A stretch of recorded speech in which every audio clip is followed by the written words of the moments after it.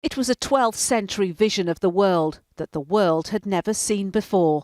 One man's map of everything he knew and had been told of the countries on Earth, engraved onto a massive silver disc and here recreated for the first time. But nobody's done anything on this sort of scale and detail ever before. The original disc vanished, thought lost at sea, but the maps created by Al-Idrisi survive. The Islamic scholar was commissioned by the ruler of Sicily to map the world, and in 1154 his 69 individual maps were produced.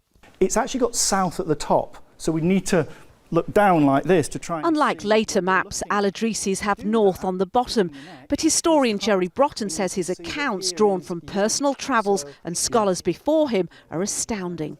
Right down here is England. And it's extraordinary because actually that also shows Scotland. That's Scotland. Yeah, and this little claw down here would be Cornwall. This is Ireland. And then if you look up, you start to make sense of what you're seeing, because it's really Europe upside down. This would be France, and this is North Africa, the islands down here, the Canary Islands.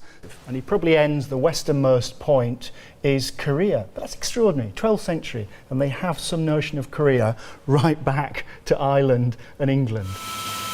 Using Al-Idrisi's drawn maps and the latest digital technology, an international art team has now made a new silver disc of the world, due to go on display later this week. The level of detail on this silver disc is absolutely extraordinary. You can see all of the Arabic place names that Al-Idrisi had engraved. And yet, as you look further up to what would have been south of the equator for Al-Idrisi, there is nothing there. And that represents lands yet to be discovered.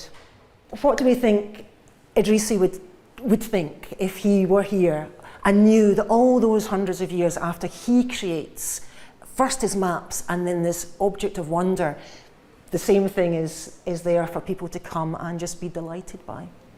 Al-Idrisi's maps were followed for hundreds of years. Now they're set to enlighten audiences again.